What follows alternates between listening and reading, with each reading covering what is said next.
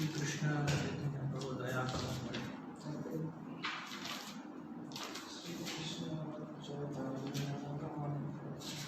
Correct.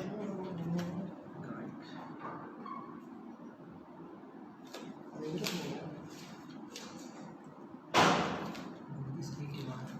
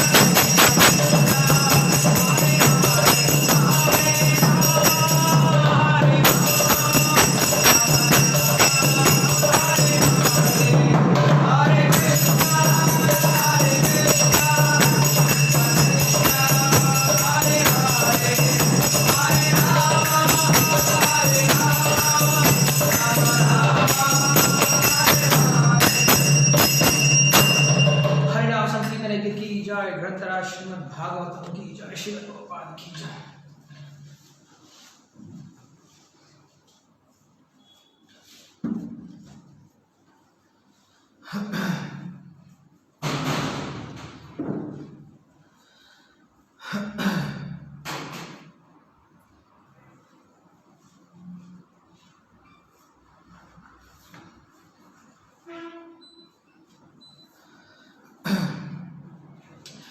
सर्वशास्त्राब्धिपीयूषा सर्ववेदैकसत्फला सर्वसिद्धान्तरत्नाढ्य सर्वलोकैकदृक्पदा सर्वभागवतप्राणा श्रीमद्भागवतप्रभो कलिद्वन्द्वोदितादित्य Shrikrishna परिवर्तिता परमानन्दपाठाय प्रेमवर्षक्षरायते सर्वदा सर्वसेव्याय श्रीकृष्णाय नमोऽस्तुते।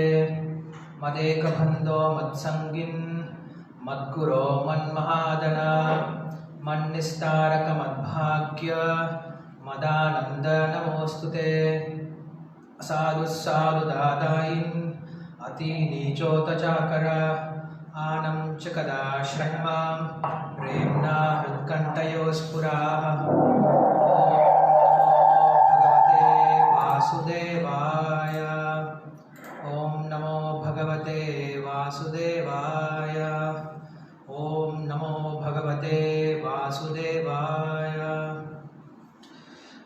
नमो विष्णुपादाय कृष्णप्रेष्ठाय भूतले श्रीमते भक्ति विकास स्वामीति नामिने। नमो ओम विष्णुपादाय कृष्णप्रेष्ठाय भूतले श्रीमते भक्ति वेदांत स्वामीति नामिने। नमस्ते सारस्वती देवे गौरवाणी प्रचारिणे निर्विशेष शून्यवादी पाश्चात्यदेशतारिणे। जय श्री कृष्ण चैतन्य प्रभु नित्यानंद श्री अद्वैत गदाधर श्रीवासादि गौर भक्त वृंद। हरे कृष्ण कृष्ण कृष्ण हरे हरे, हरे राम राम राम हरे हरे। योऽन्तः प्रविश्य वाचमां प्रसुप्तां सञ्जीव्यत्यखिलशक्तिधर स्वधाम्ना अन्यां हस्तचरणश्रवणत्वगादीन् प्राणान् नमो भगवते पुरुषाय तुभ्यम्।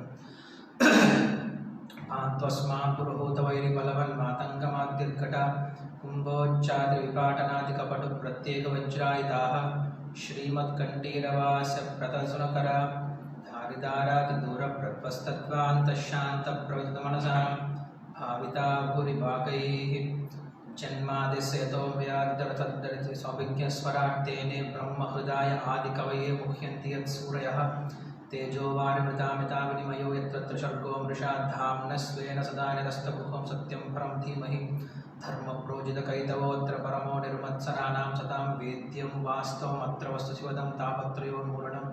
श्रीमद्भागवते महामुनिकृते किं वा परैरीश्वरः सत्यो हृत्य अवरुद्धिकृतिभिः शुश्रूषविस्तच्छनात् निकमकल्पतरोर्गलितं फलं सुखमुखात् अमृतद्रव्यसंयुतं पिबत भागवतं रसमालयं मुहुरहो रसिकाः भुवि भावुकाः। हरे कृष्णा। இந்த உத்தவ கீதையினுடைய மூன்றாவது நாள்.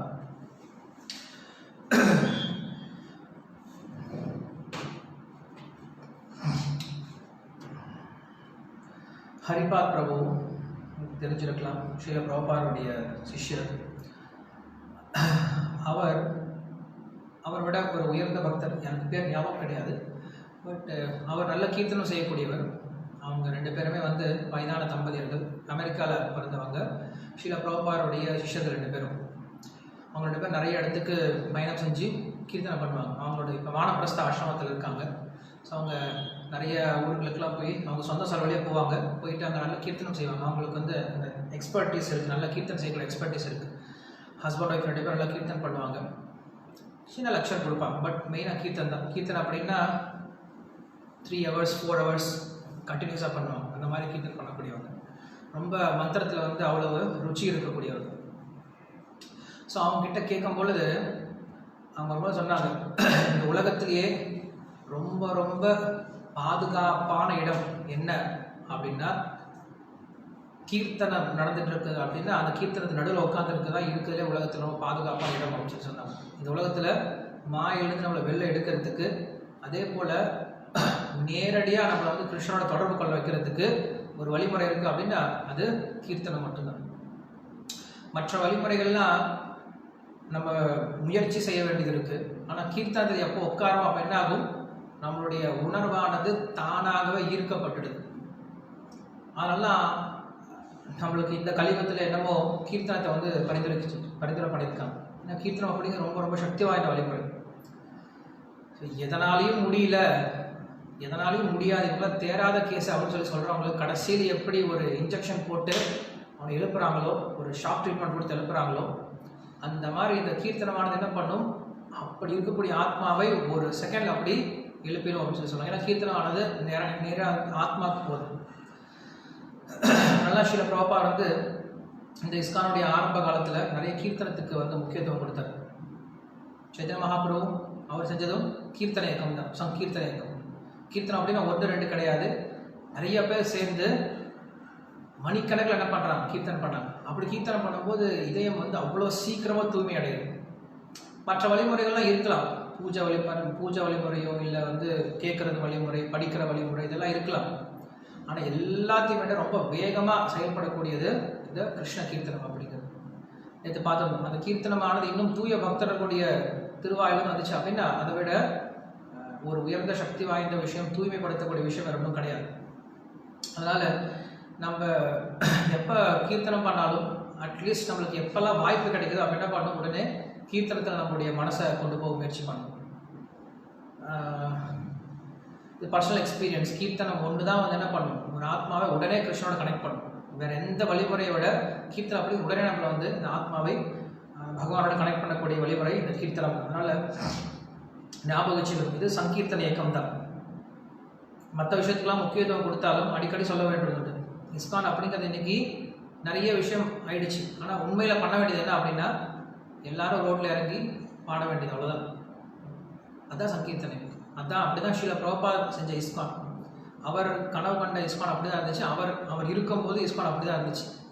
பக்தர்கள் காலையில் தங்களுடைய ஜபங்கள்லாம் முடிச்சுட்டு பாகவதம் கேட்டுட்டு பிரசாதம் சாப்பிட்டு எல்லோரும் ரோடுக்கு போயிடுவாங்க.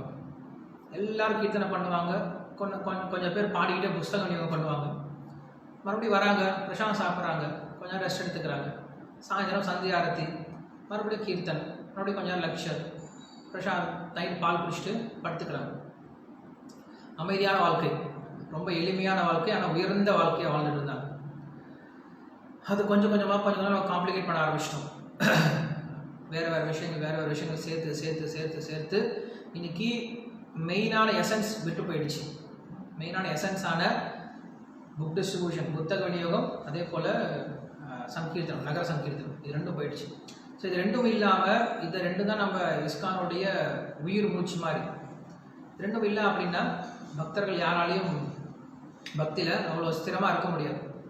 எந்த ஒரு இடத்துல கீர்த்தனமும் புஸ்தக விநியோகம் அதிகமாக நடந்துகிட்டு இருக்கோ அந்த இடமானது பக்தியில் அதிகமாக முன்னேறிட்டு இருப்பாங்க. அந்த இடத்துல இருக்கக்கூடிய பக்தர்கள், அந்த இருக்கக்கூடிய சூழ்நிலை எப்படி இருக்கும், பக்திக்கு உகந்த இடமா இருக்கும். அப்படி இல்லைன்னா நம்ம எவ்வளோ வழிமுறைகளை முயற்சி பண்ணி பார்க்கலாம், ஆனால் அவ்வளோ சக்ஸஸ்ஃபுல்லாக கிடையாது. ஏன்னா ஸ்ரீல பிரபுபாத் கொடுத்த வழிமுறை நம்மளுக்கு அதுதான். இந்த கலியுகத்தில் அவர் ப்ராக்டிக்கலாக செஞ்சு காட்டிட்டு போயிருக்கார், எந்த வழிமுறை வேலை செய்யும் அப்படின்ட்டு. ரொம்ப எளிமையான விஷயம் தான் சொல்லி கொடுத்தார். கீர்த்தனை பண்ணுங்க, ஹரே கிருஷ்ண மந்திரத்தை முடிஞ்ச வரைக்கும் கவனக்குறைவு இல்லாமல் ஜபம் பண்ணுறதை விட பாடும்போது பண்ண முடியும். கண்டிப்பாக பாட முடியும் கவனக்குறைவு இல்லாமல். ஏன்னா பாடும்போது நம்மளுடைய மனசு முழுக்க அங்கே இருக்குது. ஸோ அதை பாட ஆரம்பிக்கிறோம். கொஞ்சம் நேரம் என்ன பண்ணுறோம், கிருஷ்ணரை பற்றி இதை கொஞ்சம் கேட்குறோம், ஃபிலாசபி கேட்குறோம். வயிறுக்கு பசிக்குதா, பிரசாதம் சாப்பிட்றோம். கொஞ்ச நேரம் அலுப்பாக இருக்கா, படுத்து தூங்குறோம். எந்திரிச்சு என்ன பண்ணுறோம், மறுபடியும் சேவை பண்ண ஆரம்பிக்கும். அப்படி தான் பிரபுபாத் வந்து விருப்பப்பட்டார். ஒவ்வொரு பக்தருடைய வாழ்க்கையும் அப்படி மாற்றிக்கணும்னு சொல்லி தான் விருப்பப்பட்டார். பௌதிகத்தை முழுக்க மறந்து போயிட்டாங்க. அவங்களுக்கு வேறு ஞாபகமே வரல. இல்லைன்னா அவ்வளோ ஒரு இளைஞர்கள், அப்படிப்பட்ட ஒரு துடிப்பான இளைஞர்கள் வந்து எப்படி ஸ்ரீல பிரபுபாதோட இயக்கத்தில் சேர முடியும்? யாரும் சும்மா கிடையாது. எல்லாருமே ஸ்டால் வேர்ட்ஸ் சொல்லக்கூடிய மாதிரி ஒவ்வொரு ஜாம்பவான்களாக இருந்தாங்க. பார்க்குறதுக்கு ஒருத்தரும் நல்லா 7 அடி, நல்லா ஸ்டவுட்டாக. ஸ்ரீல பிரபுபாத் ரொம்ப சின்னமாக தான் இருப்பார், குள்ளமாக இருப்பார். 5 அடி தான் இருப்பார், 5 அடி தான் இருப்பார். உள்ளியாக இருப்பார், ரொம்ப வயசானவர் தான். ஆனால் அந்த ஒருத்தர் என்ன பண்ணார், அத்தனை பேர் தன்னுடைய கண்ட்ரோல் வச்சுருந்தார். அவர் பார்த்தாருன்னா போதும் எல்லாரும் அப்படி பயந்துட்டு நிற்பாங்க. பிரம்மானந்த சுவாமியிலேருந்து ஜெயபத மகாராஜிலேருந்து எத்தனை சன்னியாசிகள், எவ்வளோ பெரிய சன்னியாசிகள் இருக்காங்க, எல்லாம் அப்படி இருப்பாங்க, அப்படி பயந்துட்டு இருப்பாங்க. தமிழ் கிருஷ்ண மகாராஜிலேருந்து எல்லாரும் அப்படி இருப்பாங்க. காரணம் என்னது அப்படின்னா, அன்றைக்கி ஸ்ரீல பிரபுபாத கிட்ட வந்து அந்த தூய்மை இருந்துச்சு. அன்றைக்கி இயக்கம் வந்து தீ மாதிரி பரவிட்டு இருந்தது.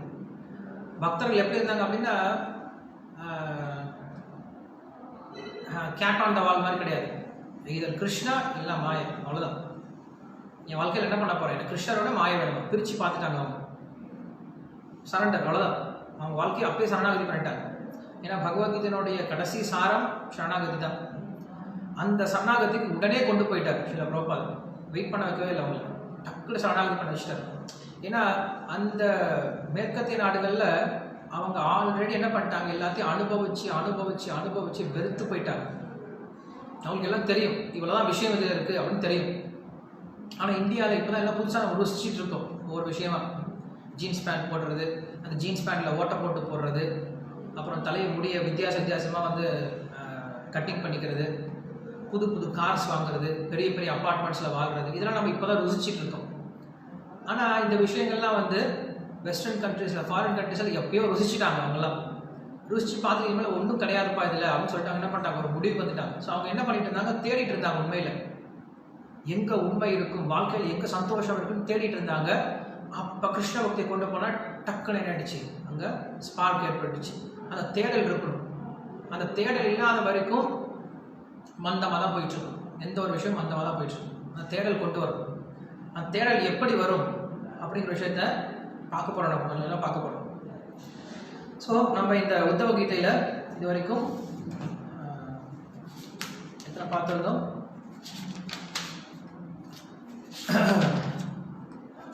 2, 3, 4, 5, 6, 7, 8, 9, 10, 11, 12, 13, 14,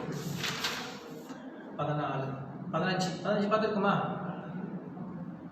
15 ஓகே, 15 பார்த்துருக்கோம். மொத்தம் 24, 15 பார்த்துருக்கோம். இன்னைக்கு எவ்வளோ முடியுமோ அதை அவ்வளோ பார்க்கலாம்.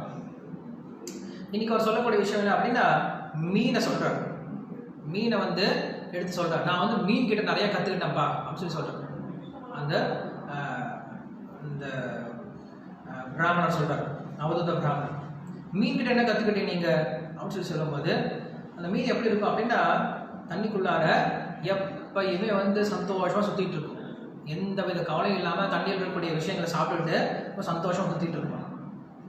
ஆனால் என்ன பண்ணுவான், திடீர்னு ஒரு சின்ன ஒரு கொக்கில் என்ன பண்ணுவான், கொஞ்சம் மாமிச துண்டு, ஒரு புழுவோ ஏதோ ஒன்று அதில் மாட்டி கீழே போடுவோம்.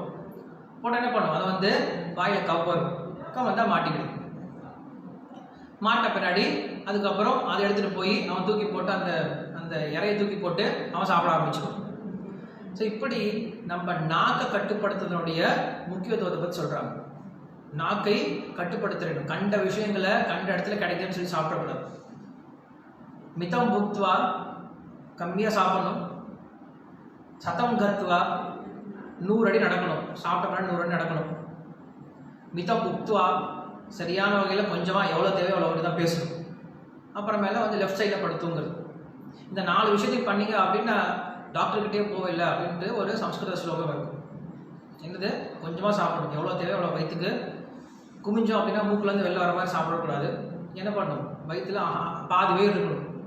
பாதி வயிறு சாப்பிட்டு முடிச்சுட்டு சாப்பிட்ட உடனே என்ன பண்ணக்கூடாது, உடனே படுத்துடக்கூடாது, இல்லைன்னா உடனே வந்து உட்காந்துடக்கூடாது. ஒரு 100 அடி 100 ஸ்டெப்பு நடக்கணும்.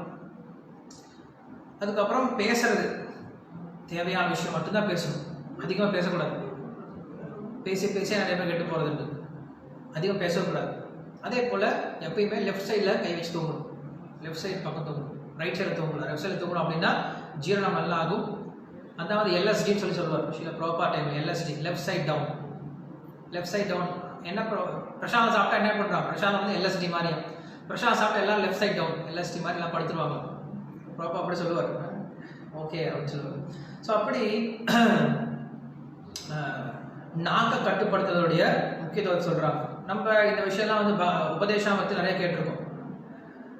அத்தியாகார அப்படின்ற விஷயத்தில் இதுவும் வருது, அதிகமாக சாப்பிடக்கூடாது அப்படின்ட்டு.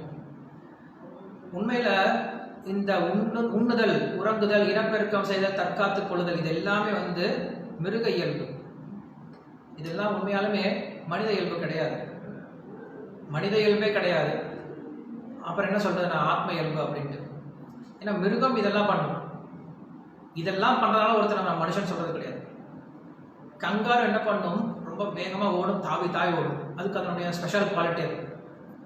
அதே போல குதிரை அப்படின்னா ரொம்ப வேகமாக ஓடும், மான் அப்படின்னா துள்ளி ஓடும். இதுக்கெல்லாம் ஒவ்வொன்றுக்கும் என்ன இருக்குது, ஒரு ஸ்பெஷல் குவாலிட்டி இருக்குது.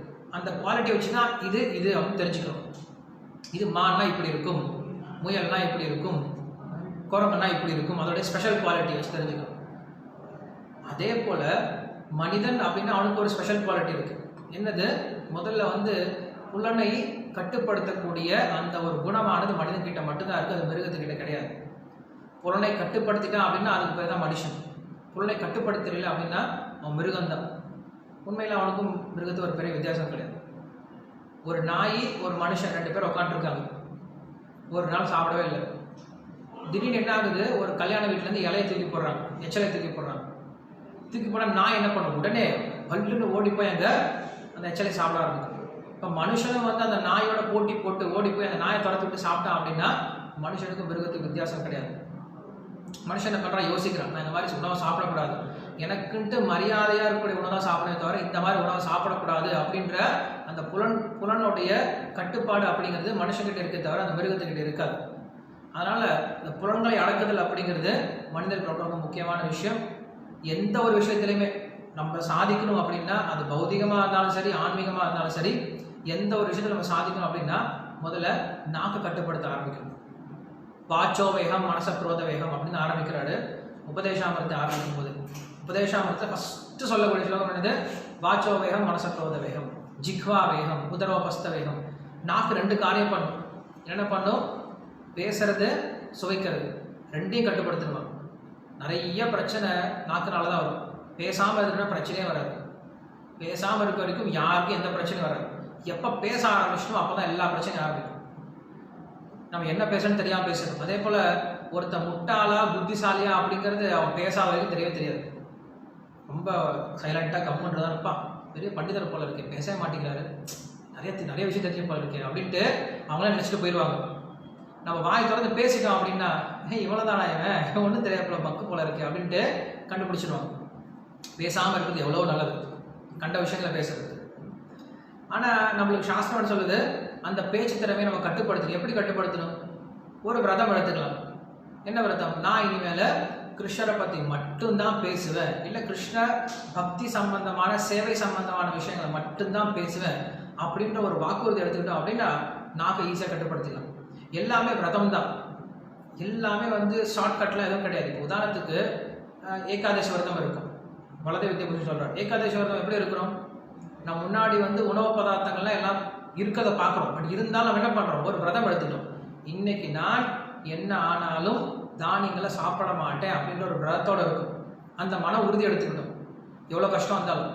சரி என்ன பண்ணுறோம், அந்த மாதிரி நம்ம என்ன பண்ணுவோம், ஃபஸ்ட்டு கொஞ்சம் கொஞ்சம் என்ன பண்ணுறோம், கல்டிவேட் கொஞ்சம் ப்ராக்டிஸ் பண்ண ஆரம்பிக்கும். ஓகே, இன்னைக்கு ஒரு நாள் நான் கிருஷ்ணரை பற்றி மட்டும்தான் பேசுவேன், வேறு எந்த விஷயத்தையும் பேச மாட்டேன், கிருஷ்ண பக்தி சம்மந்தமாக இல்லை சேவை சம்மந்தமாக மட்டும்தான் பேசுவேன், வேறு எந்த விஷயத்தையும் பேச மாட்டேன் அப்படின்ற ஒரு உறுதி எடுத்துக்கணும். ஆனால் வெளியில் வேலை போயிட்டு இருக்கும் பொழுது இந்த மாதிரி விஷயம் ரொம்ப ரொம்ப கஷ்டம். ஸோ அப்படி போனாலுமே கூட என்ன பண்ணலாம், அட்லீஸ்ட் நம்மளுக்கு எவ்வளோ தேவையோ அந்த அளவுக்கு பேசிக்கலாம். ஐடியலாக இருக்கிறது அப்படிங்கிறது வேறு, ஐடியா இருக்கிறது அப்படிங்கிறது ஃபுல் டைமாக படிக்கிறது தான். ஒரு கோர்ஸ் எடுத்து படிக்கிறோம் அப்படின்னா ஃபுல் டைமாக படிக்கிறத விட ஃபுல் டைமாக படிக்கிறதுக்கும் இல்லை ஆன்லைனில் படிக்கிறதுக்கும் இல்லை கரஸ்பாண்டன்ஸில் படிக்கிறது நிறைய வித்தியாசம் இருக்குது இல்லையா. ஃபுல் டைமாக ஒருத்தர் சேர்ந்து அங்கேயே உட்காந்து படித்தான் அப்படின்னா அதுக்கு அதோடைய எஃபெக்ட் வேறு. இன்னும் ஒரு கோர்ஸ் இருக்குது, அதுக்கு பேர் கிராஷ் கோர்ஸ் அப்படின்னு சொல்லுவாங்க. கிராஷ் கோர்ஸ்னால் 3 வருஷம் படிக்க வேண்டிய சப்ஜெக்டை ஒரே மாதத்தில் சொல்லி கொடுத்துருவாங்க, இல்லை 2 மாதம். 3 வருஷம் படிக்கக்கூடிய MBA என்ன பண்ணுறோம், கிராஷ் கோர்ஸ் ஃபார் MBAன்னு சொல்லி போடுவோம். 3 மாதத்தில் கிராஷ் கோர்ஸ் MBA சர்டிஃபிகேட் கொடுத்துருவாங்க. ஸோ 3 வருஷம் கோர்ஸை நீ 3 மாதம் படிக்கணும் அப்படின்னா அந்த அளவுக்கு என்ன இருக்கணும், அங்கே டெடிக்கேஷன் இருக்கணும். அந்த அளவுக்கு என்ன பண்ணணும், டைமை ஸ்பெண்ட் பண்ண அப்படின்னா அந்த 3 வருஷம் பண்ண வேண்டிய வேலையை 3 மாதத்தில் முடிச்சுட்டு போயிடலாம். ஸோ நம்மளுக்கு ஸ்ரீல பிரபுபாத் என்ன கொடுத்துருக்காரு அப்படின்னா கிராஷ் கோர்ஸ் தான் கொடுத்துருக்காரு. ஏன்னா இந்த கலியுகத்தில் நம்மளுடைய ஆயுட்காலம் ரொம்ப ரொம்ப கம்மி. இந்த ஆயுட்காலத்துக்குள்ளார நம்மளுடைய இதயத்தை தூய்மை செஞ்சு நம்மளுடைய உணர்வு நிலையை மாற்றி நம்ம கிருஷ்ணரை போய் அடையணும் அப்படின்னா அது கிராஷ் கோர்ஸ் தான். அது உண்மையில் நம்ம ரொம்ப லெஷராக எடுத்து பண்ணோம் அப்படின்னா நிறைய ஜென்மங்கள் எடுத்துகிட்டு பண்ணிட்டே இருக்க வேண்டியது. பட் ஷீலா ப்ராப்பா சொல்கிறாரு, புத்திசாலியாக இருக்கவன் என்ன பண்ணுவான், ஒரு ஜென்மத்திலே முடிச்சுட்டு போயிடுவான், இந்த ஜென்மத்திலே முடிச்சுட்டு போயிடுவான். ஒரு ஜென்மத்திலே முடிச்சுட்டு போயிடலாமே, கொஞ்சம் கஷ்டப்பட்டா போதும், கொஞ்சம் கஷ்டப்பட்டா போதும் ஷீலா ப்ராப்பா சொல்கிறார். ரொம்ப கஷ்டப்பட தேவையில்லை. வெளியில் படக்கூடிய கஷ்டத்தை, வெளியில் நம்ம பௌதிக உலகத்தில் படக்கூடிய கஷ்டத்தை கொஞ்சம் நம்ம அப்படியே ஆன்மீக உலகம் திருப்பிட்டோம் அப்படின்னா எப்பயோ மோட்சம் போயிடலாம். பௌதிக உலகத்தில் பசங்க இன்னைக்கு படிக்கக்கூடிய விஷயத்த அந்த நேரத்தை கொஞ்சம் ஆன்மீக திருப்பினாங்க அப்படின்னா அவங்க பகவத்கீதை ஃபுல் ஸ்லோகம் படிச்சிருவாங்க சீக்கிரமாக. ஏன்னா அவ்வளோ நம்ம என்ன பண்ணுறோம், வெளியில் டைமை எனர்ஜியை ஸ்பெண்ட் பண்ணுறோம். அதே டைம் என்ன பண்ணலாம், கொஞ்சம் நம்ம கிருஷ்ணருக்கு கொடுத்த ஆரம்பித்தோம் அப்படின்னா எவ்வளோ சீக்கிரம் முன்னேறிடலாம். ஸோ ஆத்மாக்கு அந்த திறமை இருக்குது, ஆத்மாக்கு அந்த கெப்பாசிட்டி இருக்குது. ஆனால் இப்போ என்ன பண்ணுறது, அந்த ஆத்மா அந்த கெப்பாசிட்டியை மாற்றி வச்சிருக்கு, அவ்வளோதான். ஜஸ்ட் கொஞ்சம் மாறணும். ஆத்மாவுடைய கெப்பாசிட்டியை அது உபயோகப்படுத்தக்கூடிய அதோடைய சக்தி என்ன பண்ணும், கொஞ்சம் மாற்றி வைக்கணும், அவ்வளோதான். எனிவே, ஸோ இந்த மீனுடைய விஷயத்தில் நம்ம என்ன தெரியும் அப்படின்னா, என்றைக்குமே நம்மளுடைய சாப்பிடக்கூடிய உணவு எப்படி இருக்கணும் அப்படின்னு நம்ம தெரிஞ்சுக்கணும்.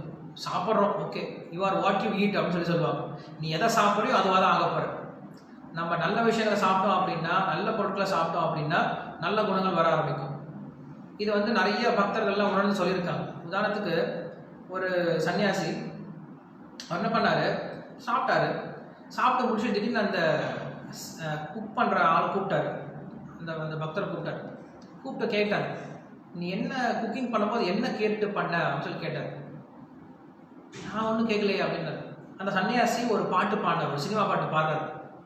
அது கேட்டதே கிடையாது, ஆனால் சினிமா பாட்டு ஒரு பாடுறாரு. பாட்டுக்கு நீ இந்த பாட்டு ஏதாவது கேட்டுட்டு பண்ணியா அப்படின்னு சொல்லி கேட்டார். ஆமாம் மகாராஜ், இதுதான் செஞ்சேன் அப்படின்னு சொல்லி சொல்கிறேன். ஸோ அப்படின்னு அர்த்தம், நம்ம சமைக்கும் பொழுது என்ன ஆகுது, அந்த உணர்வு நிலையானது அந்த சமையலில் போய் இறங்குது, நம்ம சமைக்கக்கூடிய பொருள்களை வந்து இறங்குது.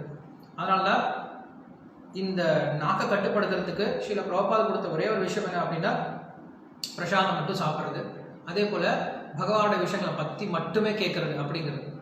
ஸோ இப்படி பேசினா, இப்படி ஒருத்தன் பண்ணா அப்படின்னா என்ன பண்ண முடியுமா, நாக்கை கட்டுப்படுத்த முடியும். ஸோ நம்மளுக்கு வந்து பகவத்கீதையில் கிருஷ்ணர் கொடுக்குறாரு, சத்துவப்படுத்தக்கூடிய உணவு எப்படி இருக்கணும் அப்படின்னு சொல்கிறார்.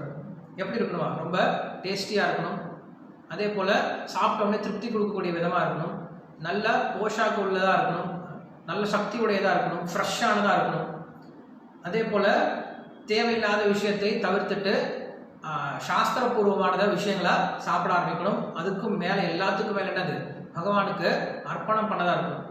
யோ புங்கே தேன ஏவசகா அப்படின்னு சொல்லி சொல்லுவார்.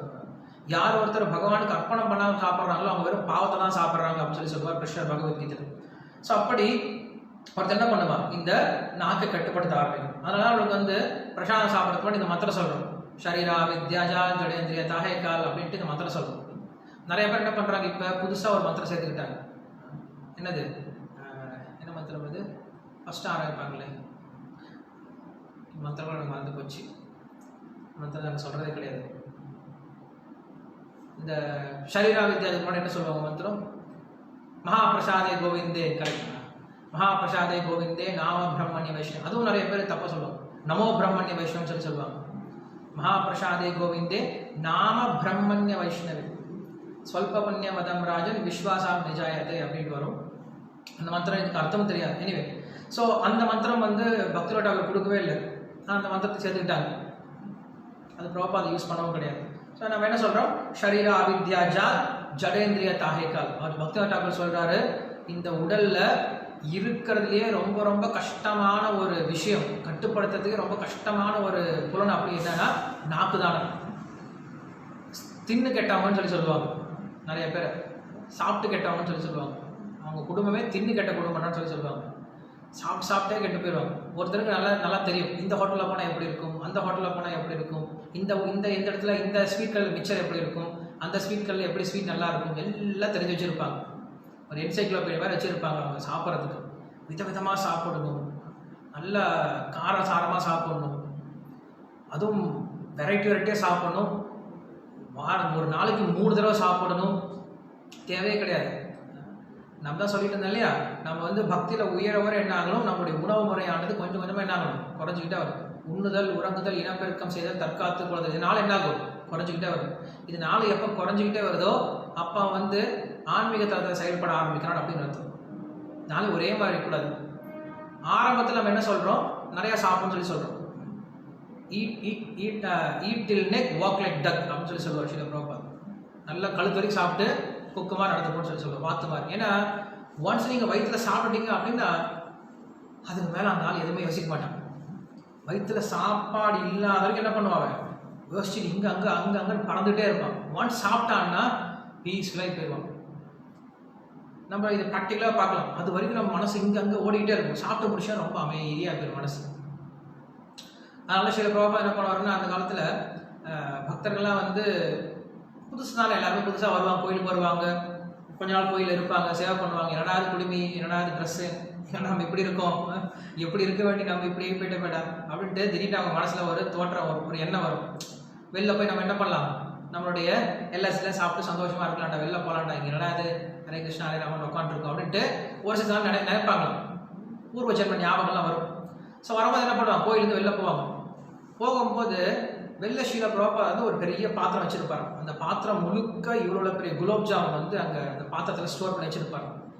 எவ்வளோ வேணால் எடுத்து சாப்பிட்லாம், யார் வேணால் எடுத்து சாப்பிட்லாம், அங்கே வந்து வச்சிருப்பார் அந்த குலோப் ஜாமுன்.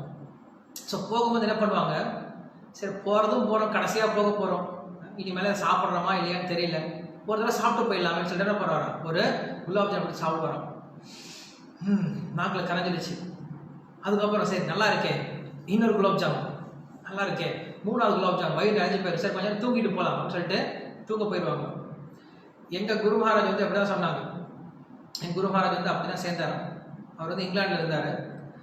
ஸோ இங்கிலாண்டில் வந்து ஏதோ ஒரு சர்ச்சுக்கு போகிறதுக்கோ இல்லை வேறு ஏதோ ஒரு ஃப்ரெண்டை பார்க்குறதுக்கோ என்ன பண்ணியிருக்காரு, சைக்கிள்லேயே வந்து ரொம்ப தூரம் ட்ராவல் பண்ணியிருக்காரு. 100 கிலோமீட்டர் சைக்கிள்லேயே போயிருக்காரு.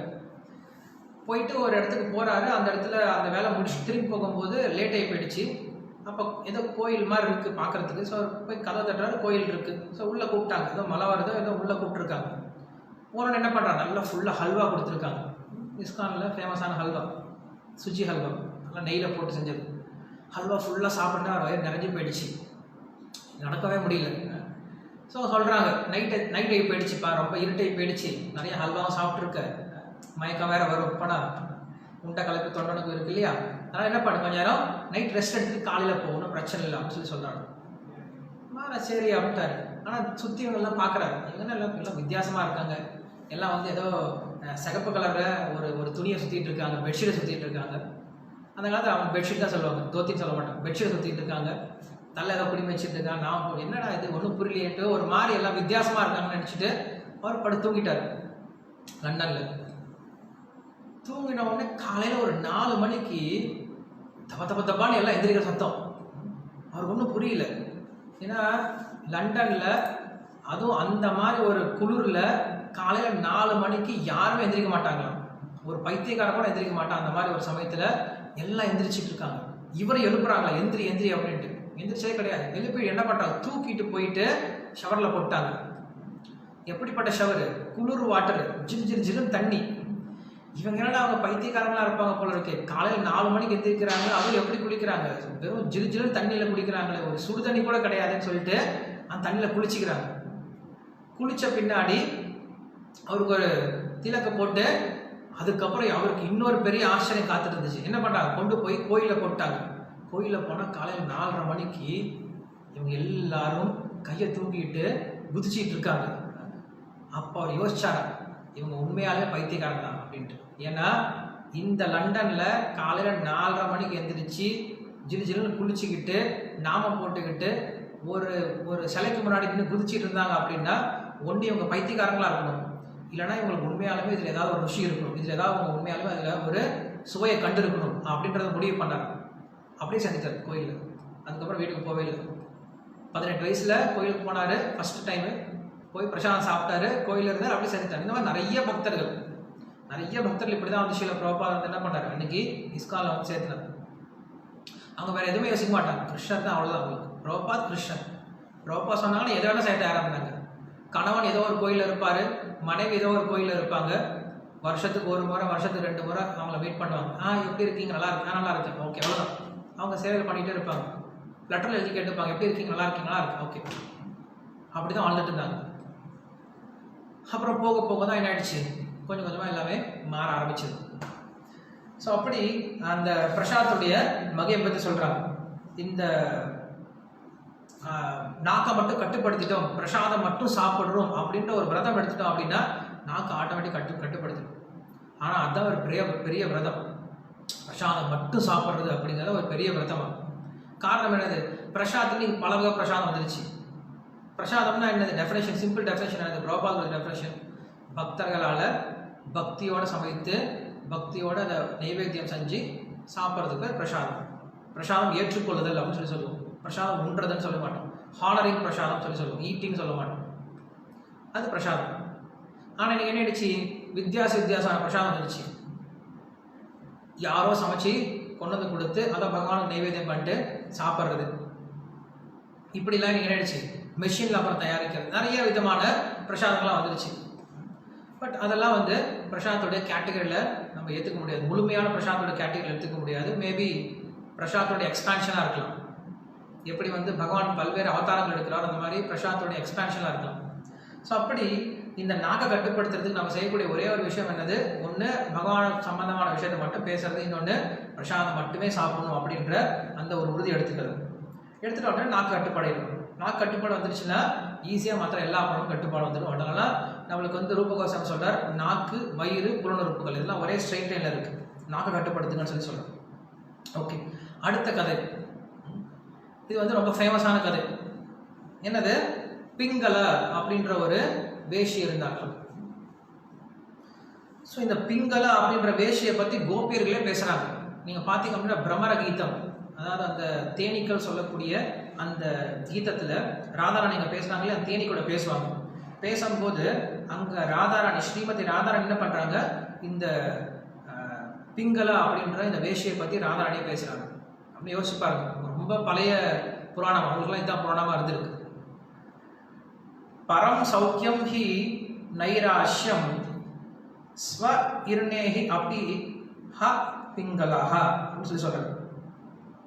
பரம சௌக்கியம், இருக்கிறதுல பெரிய சௌக்கியம் என்னடா அப்படின்னா நைராஷ்யம், எந்தவித ஆசையை விடுறது தான் இருக்கிறதுல உயர்ந்த சௌக்கியம் அப்படின்னு சொல்லி சொல்றாங்க. அங்கே கிருஷ்ணரை பற்றி சொல்லுவாங்க, நம்ம ஏன் இந்த மாதிரி கிருஷ்ணரை பற்றி எப்பயுமே நினச்சிட்டே இருக்கோம்?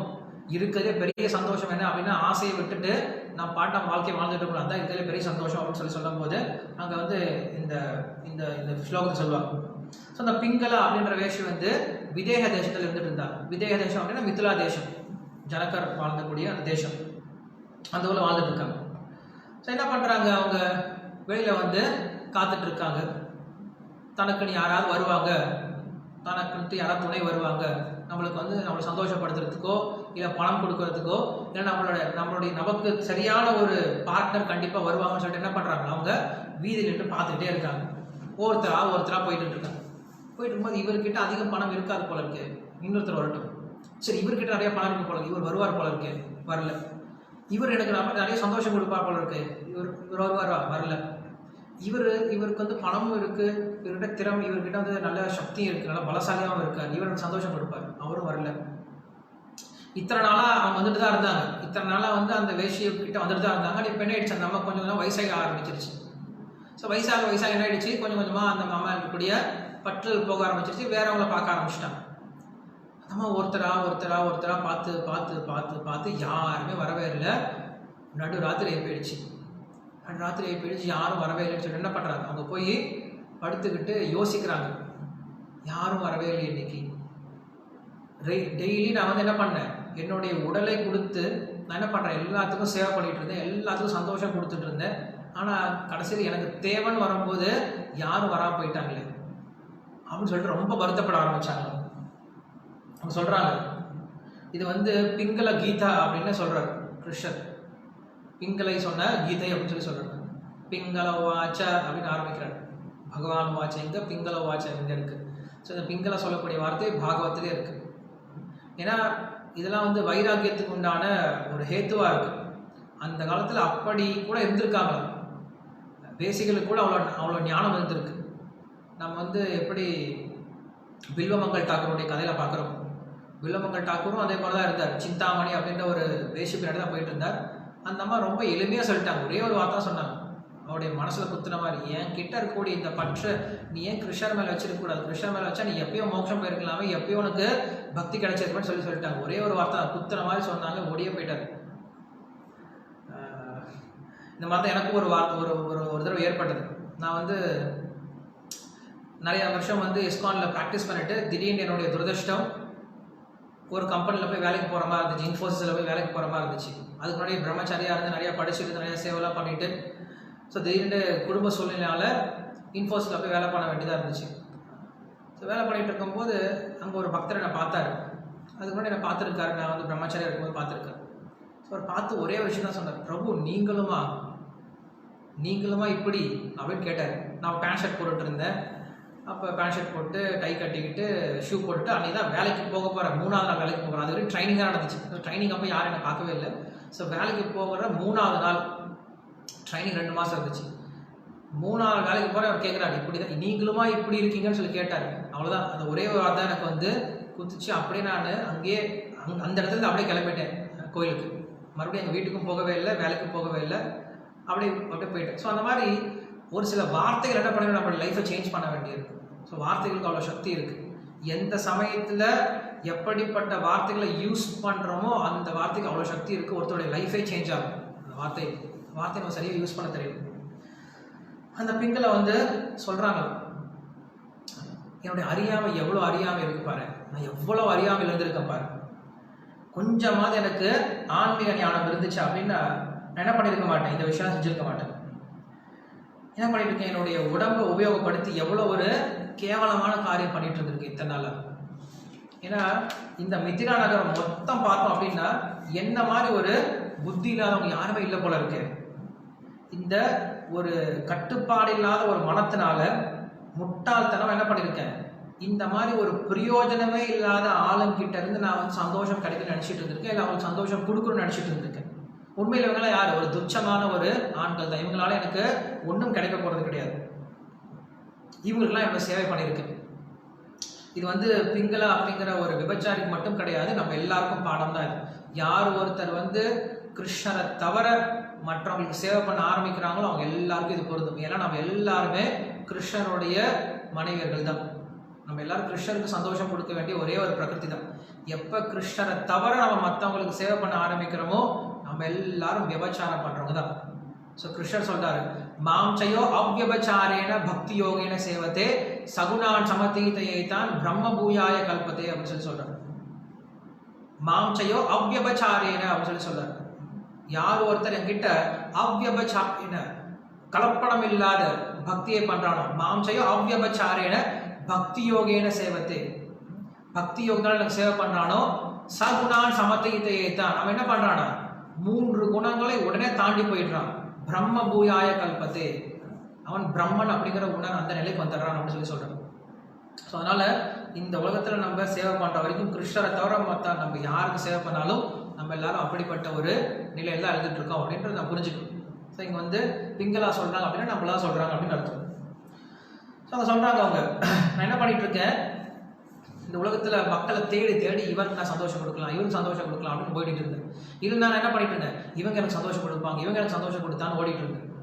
ஒரு துச்சமான ஒரு அற்ப சுகத்துக்காகவோ இல்லை பணத்துக்காகவோ. ஆனா நான் என்ன பண்ணிட்டேன், ஒரு முக்கியமான நபர் அவரை மறந்து போயிட்டேன். என் கூடையே அவர் இருக்கார், எப்பயுமே இருக்கார், என் குள்ளாரையே இருக்கார். நான் எங்கெல்லாம் போனனோ எல்லா டைமும் என் கூடயே வந்துட்டு இருக்கார். அந்த ஒரு நபருக்கு நான் என்றைக்குமே எந்த சேவையும் பண்ணவே கிடையாது. அப்படிப்பட்ட ஒரு நபருக்கு நான் என்ன பண்ண கிடையாது, என்றைக்குமே நல்ல விஷயம் பண்ணதே கிடையாது. நம்ம என்ன பண்ணுவோம், தேவையில்லாம நிறைய பேருக்கு என்ன பண்றோம், வெளி ஆளுங்களுக்கு சேவை பண்ணிட்டு இருக்கோம். நம்ம ஆளுங்களை விட்டுருவோம், நம்ம கூடயே இருக்கவங்களை விட்டுருவோம், வெளி ஆளுங்க நிறைய பேர் சேவை பண்ணிட்டு இருக்கோம். துரியோதனன் இருக்கான் இல்லையா, என்ன பண்ணா, துரியோதனனுக்கு வந்து பாண்டவர்களாவே பிடிக்காது. துரியோதனா என்ன அர்த்தம்னா கஞ்ச பிஷ்னாரி, எதுவுமே கொடுக்க மாட்டானா, யாருக்குமே இந்த இவ்வளோ கிள்ளி கொடுக்க மாட்டான். எல்லாமே அவங்ககிட்ட வந்துருச்சுன்னா திருப்பி கொடுக்கறது அப்படிங்கிறது ஆகவே ஆகாத காரியம். என்ன சொல்றான், 13 வருஷம் கழிச்சு வந்தா நான் சொல்றான், கிருஷ்ணா நீ வந்து கேட்கறது வேஸ்ட், இங்க நீ என்கிட்ட எதுவும் கேட்காத. அவங்களுக்கு ஊரை கொடுக்க முடியாது, 5 கிராமத்தை கொடுக்க முடியாது, 5 வீடை கொடுக்க முடியாது, 5 ஊசி குத்தரை இடத்தை கூட கொடுக்க முடியாது கிருஷ்ணா, அப்புறம் இஷ்டம் அப்படின்னு சொல்லிட்டாரு. அப்படிப்பட்ட ஒரு கஞ்சபிஷ்ணர், யாருக்கு எதுவும் இப்படி கிள்ளி கூட வைக்க மாட்டான். அது யாருக்கு, நம்ம ஆளுங்களுக்கே, நம்ம அண்ணன் தம்பிகளுக்கே. ஆனா அப்படிப்பட்ட என்ன பண்றான், திடீர்னு எந்திரிச்சு என்ன பண்றான், கர்ணனுக்கு நான் உனக்கு ராஜ்யத்தை கொடுத்தேன் அப்படின்னு சொல்றான். யாருக்குமே கொடுக்காத என்ன பண்றான், கர்ணனுக்கு கொடுக்குறான். காரணம் என்னது, நம்மளால கொடுக்காத வேறவங்களுக்கு கொடுக்குறான். சுயநலம் தான். அவனால நமக்கு ஏதாவது பிரயோஜனம் வரும்னு நினைச்சிட்டு இருக்கான். அந்த கர்ணனுக்கு கொடுக்கறதுக்கு பதிலாக இவங்களை கொடுத்துருந்தாங்கன்னா மகாபாரதம் வேற மாதிரி இருந்திருக்கும் இல்லையா? ஸோ அந்த மாதிரி நம்ம என்ன பண்ணுவோம், என்றைக்குமே நம்ம கூடையே இருக்கக்கூடிய நம்முடைய அன்பை மட்டுமே எதிர்பார்த்துக்கிட்டு நம்முடைய நன்மையை மட்டுமே யோசிச்சுட்டு இருக்கக்கூடிய அப்படிப்பட்டவர்களை விட்டு நம்ம என்ன பண்ணுவோம், சுற்றி மற்றவங்களுக்கு போய் எதாவது பண்ணிட்டு இருக்கோம். உதாரணத்துக்கு முதல்ல நம்முடைய பெற்றோர்களை சொல்லலாம். நம்ம பெற்றோர்களை விட்டு நம்ம என்ன பண்ணிட்டு இருக்கோம், மற்றவங்களாம் போய் எதாவது பண்ணிட்டு இருக்கோம். ஸோ நம்முடைய பக்தர்கள், நம்முடைய நண்பர்கள், அவங்கள விட்டு போய் மற்றவங்களுக்கு ஏதாவது பண்ணிட்டு இருக்கோம். இதுக்கும் மேலே சொல்ல போனோம் அப்படின்னா நம்மக்கிட்டே இருக்கக்கூடிய பகவான் பரமாத்மா, அவர் தான் என்ன பண்ணுறார், சுகிருதம் சர்வபூதானாம், எந்த பிறவியில் போய் நம்ம பிறவி எடுத்தாலும் நம்ம கூடையே வந்துட்டு இருக்காரு, பின்னாடி வந்துட்டு இருக்காரு. அவரும் சலிக்காமல் வந்துட்டு இருக்காரு. நம்ம என்ன பண்ணுறோம், அவர் சலிக்காமல் ஏமாத்திட்டு போயிட்டு இருக்கோம். அதான் சொல்கிறாரு, என்ன பண்ணிட்டேன், என்னுடைய ஆத்மாவை காமம் மற்றும் பேராசை அப்படின்ற ஒரு விஷயத்தை நான் என்ன பண்ணிட்டேன், வீணடிச்சிட்டேன். இந்த மாதிரி பிரயோஜனமே இல்லை ஆளுங்களோட நான் என்ன பண்ணிட்டேன், என்னுடைய நேரத்தை எல்லாத்தையும் வீணடிச்சிட்டேன். பொதுவாக இந்த உலகத்தில் நம்ம அடையக்கூடிய சுகம் அப்படிங்கிறது எப்படி முடியும் அப்படின்னா துக்கத்தில் தான் முடியும். இந்த உலகத்தில் நம்ம எந்த சுகத்தை அடைந்தாலும், குறிப்பாக ஆண் பெண்ணுக்குள்ளார நடக்கக்கூடிய சுகம் அப்படிங்கிறது எப்பயுமே துக்கத்தில் தான் முடியும். ஒரு திருப்தியில் என்றைக்குமே முடியவே முடியாது. என்றைக்குமே துக்கத்தில் தான் முடியுமா. அதாங்க இங்கே சொல்கிறாங்க, அந்த மாதிரி சொல்கிறாங்க. ஆனால் கிருஷ்ணரோட நான் இருந்தேன் அப்படின்னா, கிருஷ்ணரோட நான் இருக்கக்கூடிய அந்த சுகமானது என்றைக்குமே அதிகரிச்சுட்டே இருக்குமே தவிர என்றைக்கும் குறையவே குறையாது. ஆனால் இந்த உலக சுகமானது என்றைக்கும் கொஞ்சம் கொஞ்சமாக குறைஞ்சிட்டே இருக்கும். ஒரு ஃபுல்லாக என்ன சொல்கிறது, அதுக்கு என்ன சொல்லுவாங்க, ஒரு ஸ்பாஞ்ச் முழுக்க தண்ணியில் போட்டு ஊறி எடுத்துருக்கோம். ஸோ ஃபஸ்ட் டைம் ஸ்குவீஸ் பண்ணும்போது என்ன ஆகும், நிறைய தண்ணி வரும், மொத தண்ணி வரும். செகண்ட் டைம் ஸ்குவீஸ் பண்ணும்போது அது கொஞ்சம் தண்ணியாக கம்மியாக வரும். 3ஆவது டைம் ஸ்குவீஸ், 4ஆவது டைம் ஸ்குவீஸ், அப்படியே போட்டு ஸ்குவீஸ் பண்ணி எடுத்தோன்னா பிஞ்சு போயிடும் அது. ஸோ அதான் பிரகலாதர் சொல்கிறார், புனஸ்சந்தித சர்வனானா அப்படின்னு சொல்கிறார். இந்த உலகத்தில் மக்கள் என்ன பண்ணுறாங்களா, புனஸ்ட சர்வித்த சர்வனானா, மென்றதையே மென்று கொண்டு இருக்கிறார்கள் அப்படின்னு சொல்கிறார். எதை செய்கிறோமோ அதே மறுபடியும் செஞ்சு இதில் சந்தோஷம் கிடைக்கும், இது சந்தோஷம் கிடைக்கும். பபுள் காம் சாப்பிட்ற மாதிரி, பபுள் காம் நம்ம சாப்பிட்டு பார்த்தா எவ்வளோ சாப்பிட்டாலும் அதில் ஒரு டேஸ்ட்டும் வர, சும்மா மென்னுட்டே இருக்கும், அசை போடுற மாதிரி. அங்கே ஒரு சந்தோஷமும் கிடையாது, ஒரு துளி சந்தோஷம் கிடைக்காது, ரொம்ப பெரிய விஷயமா இருக்கும். ஆனால் இங்கே எப்படி இருக்கா, கிருஷ்ணர் கிட்ட சந்தோஷமானது ஆனந்தம் புத்தி வர்தனம், என்றைக்குமே சந்தோஷம் கூடிக்கிட்டே இருக்கீங்க கிருஷ்ணர் கிட்ட இருக்கும்போது. அதாங்க சொல்கிறது. ஸோ இந்த உடம்பு எப்படிப்பட்டதா, இந்த உடம்பு அப்படிங்கிறது ஒரு வீடு மாதிரி. எந்த வீடு, உள்ளார மலமூத்திரம், அதே போல் ரத்தம் மாமிசம் இதெல்லாம் நிறைஞ்ச வீடு அப்படின்னு சொல்கிறாங்க.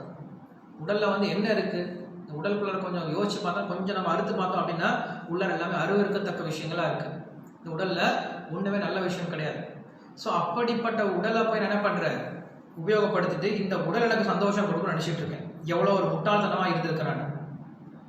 இந்த விதேக நாட்டிலேயே என்ன போல ஒரு முட்டாள் வேறு யாருமே இருக்க மாட்டாங்க போல இருக்கு.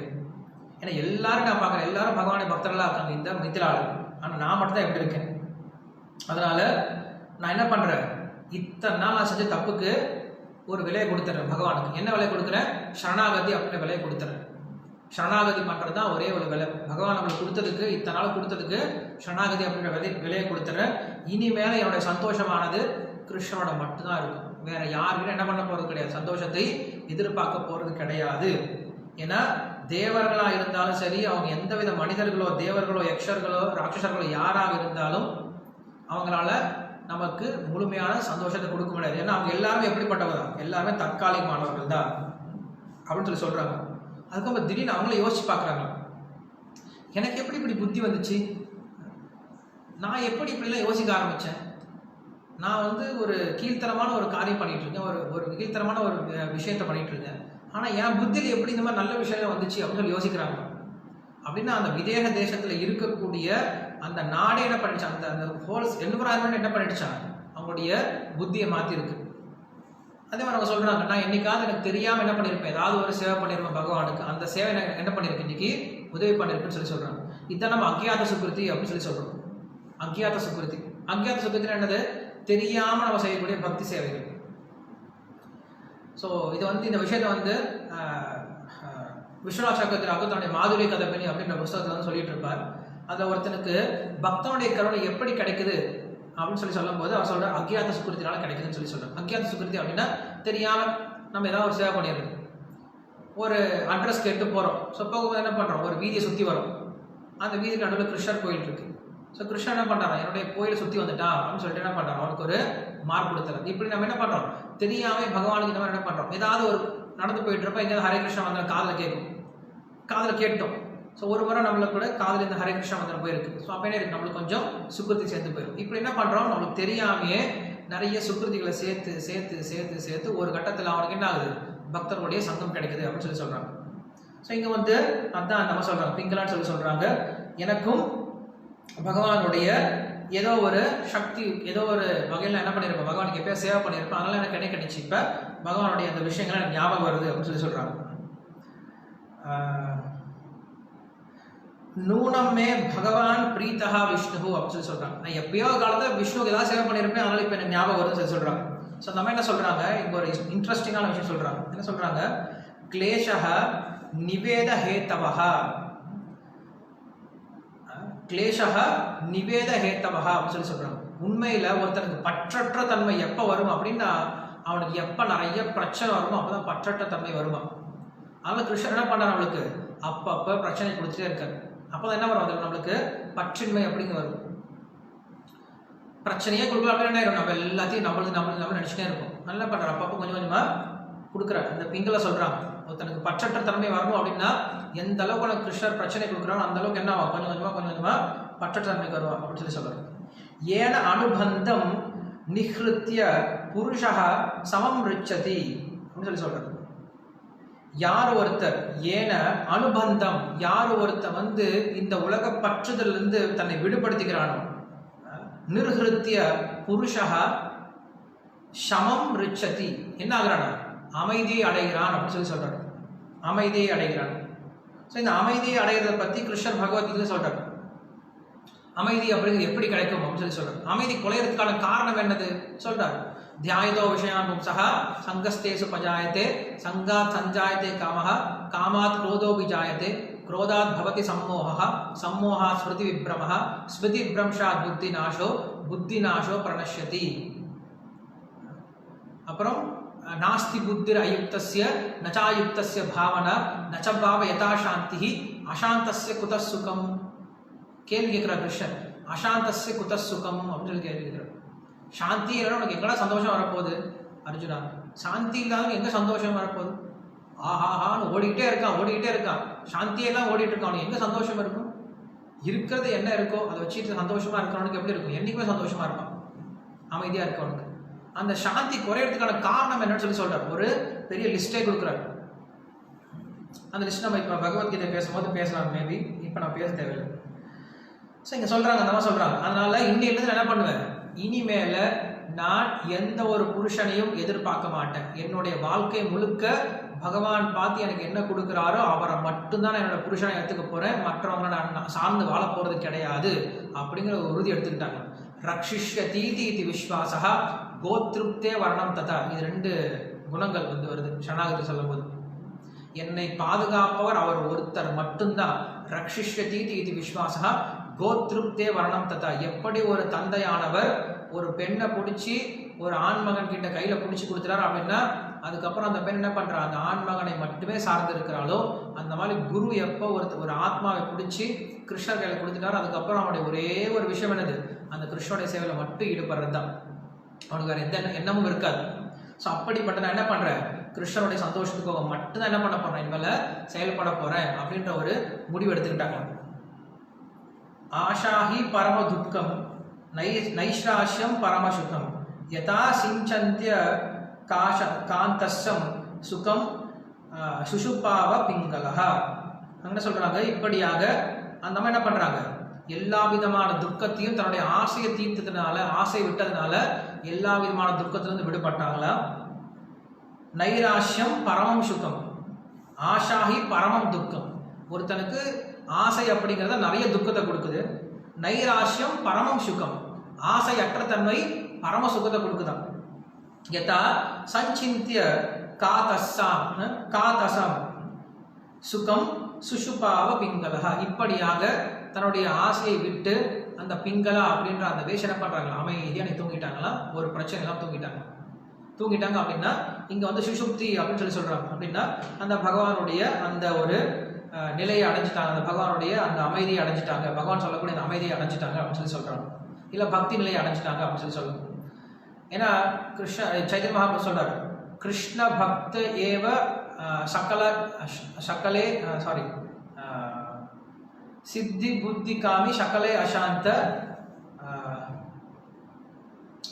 ஸ்லோகம் எனக்கு ஞாபகம் வரல. அது என்ன சொல்லுவார் அப்படின்னா, ஒன்லி கிருஷ்ண பக்தர்கள் மட்டும்தான் அப்படி இருக்காங்க, என்னைக்குமே சாந்தியோட இருக்காங்க. மற்றவர்கள் எல்லாருமே அசாந்தத்திலே இருக்காங்க, ஓடிக்கிட்டே இருக்காங்க. ஒரு முறை ஸ்ரீல பிரபுபாதரை பார்க்கறதுக்கு ஒரு பக்தருடைய அம்மா வந்திருக்கும் போது ஸ்ரீல பிரபுபாத் பேசியிருக்காரு. ஸோ உங்கள் பையன் எப்படி இருக்கான், நல்லா இருக்கான் அப்படின்னு சொல்லிட்டு இருக்கும்போது, இந்த கிருஷ்ணோட எங்களை நாங்கள் பயிற்சி பண்ணிட்டு இருக்கோம். we don't have any ambition, we are not ambitious.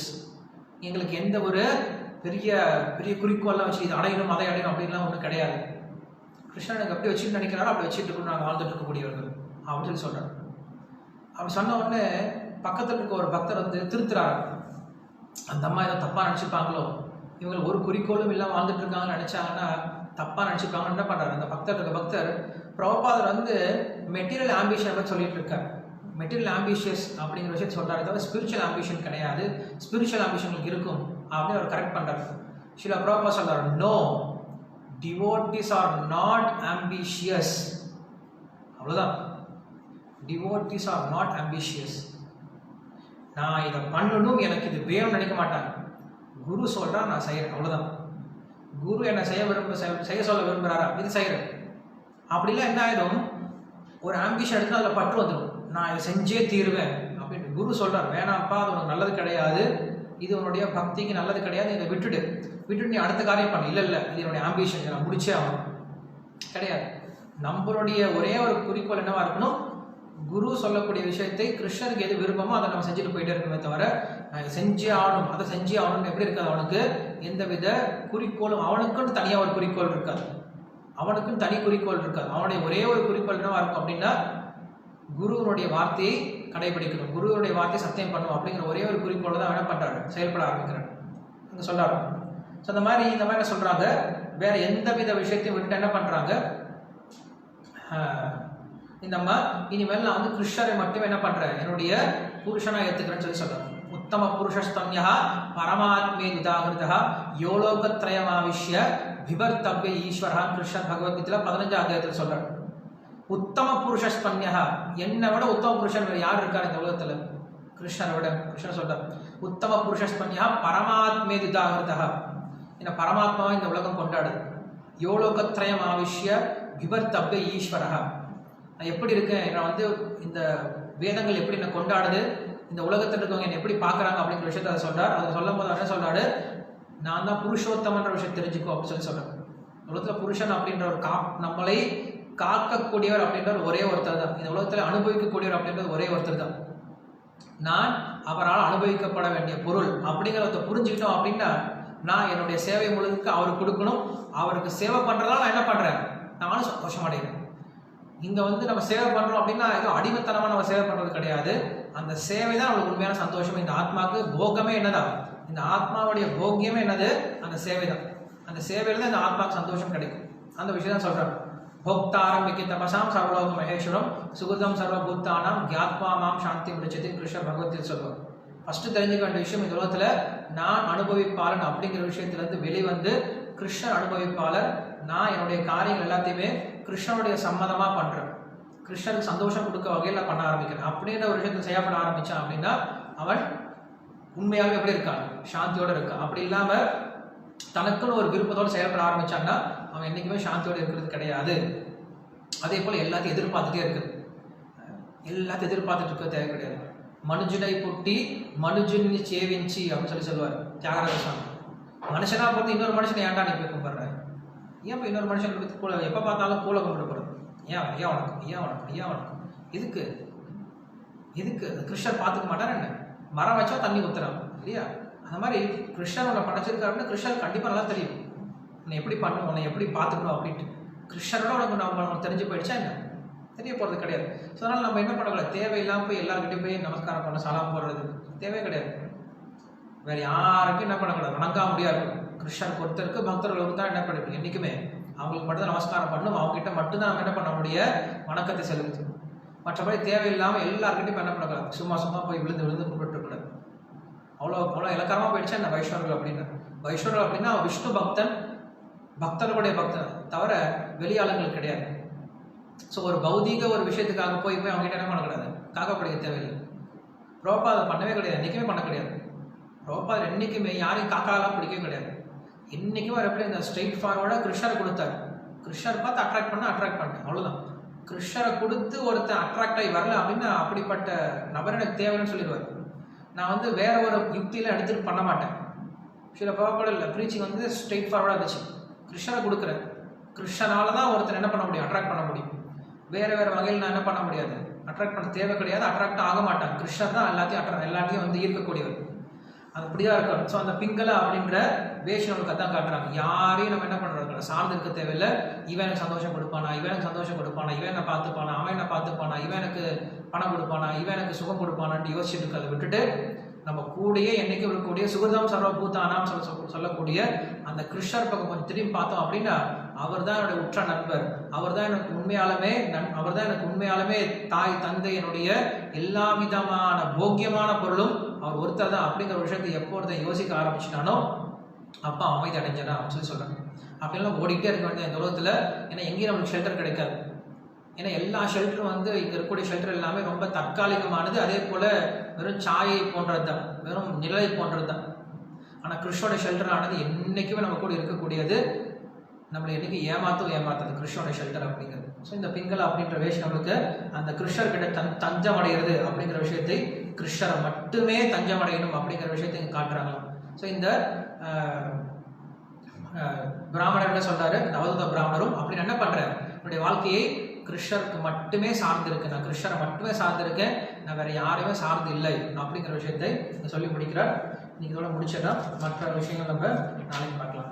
ग्रंथराज Shrimad Bhagavatam की जय, श्रील प्रभुपाद की जय.